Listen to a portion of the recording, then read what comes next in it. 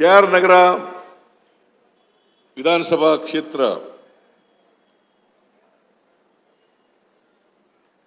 ನನಗೆ ಬಹಳ ವರ್ಷಗಳಿಂದ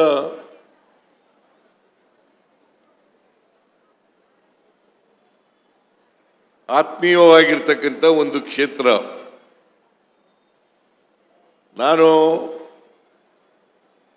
ಯಾವಾಗ ಬಂದು ನಮ್ಮ ಅಭ್ಯರ್ಥಿಗಳಿಗೆ ಮತ ಕೊಡಬೇಕು ಅಂತ ಕೇಳಿದಾಗ ಕೆಆರ್ ನಗರದ ಜನ ಸ್ಪಂದಿಸಿದ್ದಾರೆ. ಅದಕ್ಕೋಸ್ಕರ ಕೆಆರ್ ನಗರದ ಎಲ್ಲ ಮತದಾರರಿಗೆ ನಾನು ಕೃತಜ್ಞತೆಗಳನ್ನು ಸಲ್ಲಿಸಲಿಕ್ಕೆ ಬಯಸ್ತಾ ಇದ್ದೇನೆ.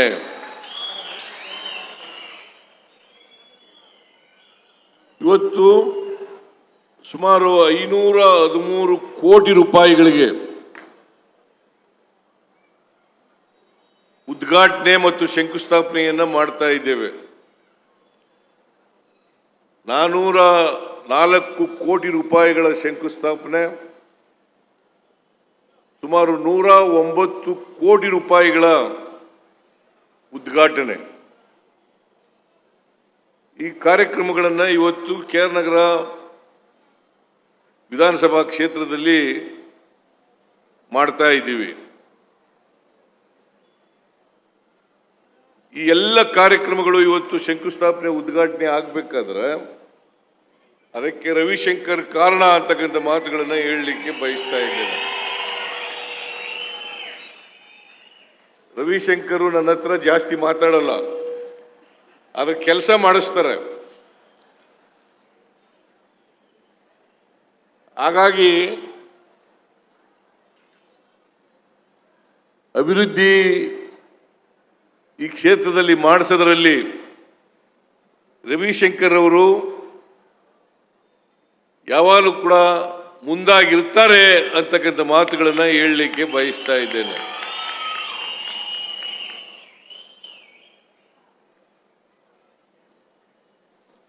ಬೋಸರಾಜ್ ಅವರು ಸಣ್ಣ ನೀರಾವರಿ ಮಂತ್ರಿಗಳು, ಸುಮಾರು 197 ಕೋಟಿ ರೂಪಾಯಿಗಳಿಗೆ ಶಂಕುಸ್ಥಾಪನೆ ಮತ್ತು ಉದ್ಘಾಟನೆಯನ್ನು ಅವರು ಒಂದೇ ಇಲಾಖೆಯಲ್ಲಿ ಮಾಡಿದ್ದಾರೆ. ಹಾಗೇನೆ ದಿನೇಶ್ ಗುಂಡೂರಾವ್ ಅವರು ಕೂಡ ಮಕ್ಕಳು ಮತ್ತು ತಾಯಿ ಆಸ್ಪತ್ರೆ, ಸಾರ್ವಜನಿಕ ಸಾಲಿಗ್ರಾಮದಲ್ಲಿ ಸಾರ್ವಜನಿಕ ಆಸ್ಪತ್ರೆ, ಅದರ ಉದ್ಘಾಟನೆಯೂ ಕೂಡ ಗುದ್ಲಿ ಪೂಜೆ ಶಂಕುಸ್ಥಾಪನೆಯೂ ಕೂಡ ಮಾಡ್ತಾ ಇದ್ದೀವಿ. ನಾನು ರವಿಶಂಕರ್ಗೆ ಹೇಳಿದೆ, ಈಗ ಏನಪ್ಪ ಒಂದೇ ಸಾರಿ ಎಲ್ಲ ಮಾಡಿಸ್ತಾ ಇದೆಯಾ ಅಂತ. ನಾನು ಇಲ್ಲ ಸರ್, ನನಗೆ ಜನಗಳಿಗೆ ಮಾತು ಕೊಟ್ಬಿಟ್ಟಿದ್ದೀನಿ, ನಾವು ಮಾಡಲೇಬೇಕು ಅಂತೇಳಿ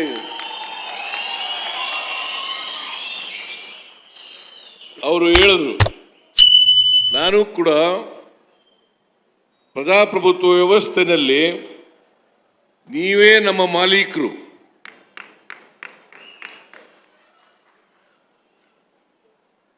ಕ್ಷೇತ್ರದ ಅಭಿವೃದ್ಧಿ ಮಾಡ್ತಕ್ಕಂಥದ್ದು,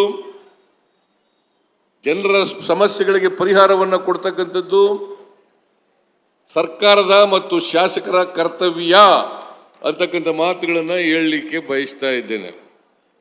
ಬಹಳ ಜನ ಟೀಕೆ ಮಾಡ್ತಾರೆ. ಏನಂತ ಟೀಕೆ ಮಾಡ್ತಾರೆ ಅಂತಂದ್ರೆ, JDSನವರು BJPಯವರು, ವಿಶೇಷವಾಗಿ BJPಯವರು JDSನವರು ಇಬ್ರು ಟೀಕೆಯನ್ನು ಮಾಡ್ತಾರೆ. ಗ್ಯಾರಂಟಿ ಯೋಜನೆಗಳನ್ನು ಈ ಸರ್ಕಾರ ಮಾಡೋದ್ರಿಂದ ಅಭಿವೃದ್ಧಿ ಕಾರ್ಯಕ್ರಮಗಳಿಗೆ ಈ ಸರ್ಕಾರದಲ್ಲಿ ದುಡ್ಡಿಲ್ಲ, ಹಾಗಾಗಿ ಏನೂ ಅಭಿವೃದ್ಧಿ ನಡೀತಾ ಇಲ್ಲ. ನಾನು ಅವ್ರಿಗೆ ಹೇಳ್ತೇನೆ, ಕೆಆರ್ ನಗರಕ್ಕೆ ಬಂದು ನೋಡಿ.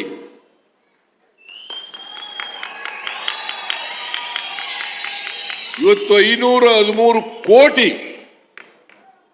ರೂಪಾಯಿಗಳಿಗೆ ಶಂಕುಸ್ಥಾಪನೆ ಉದ್ಘಾಟನೆ ಆಗ್ತಾ ಇದೆ. ಇವತ್ತು ಪಾಪರ್ ಆಗಿರ್ತಕ್ಕಂಥ ಸರ್ಕಾರ ಹಣಕಾಸಿನ ಮುಗ್ಗಟ್ಟಿನಿಂದ ತೊಂದರೆಗೊಳಗಾಗಿರ್ತಕ್ಕಂಥ ಸರ್ಕಾರ ಇಷ್ಟೊಂದು ಅಭಿವೃದ್ಧಿ ಕಾರ್ಯಕ್ರಮಗಳನ್ನು ಮಾಡಲಿಕ್ಕೆ ಸಾಧ್ಯ ಆಗ್ತಾ ಇತ್ತಾ? ಮತ್ತಷ್ಟು ಸುದ್ದಿಗಳಿಗಾಗಿ ನೋಡ್ತಾ ಇರಿ ಪಬ್ಲಿಕ್ ನ್ಯೂಸ್ 24x7. ಇದು ಸತ್ಯದ ಧ್ವನಿ.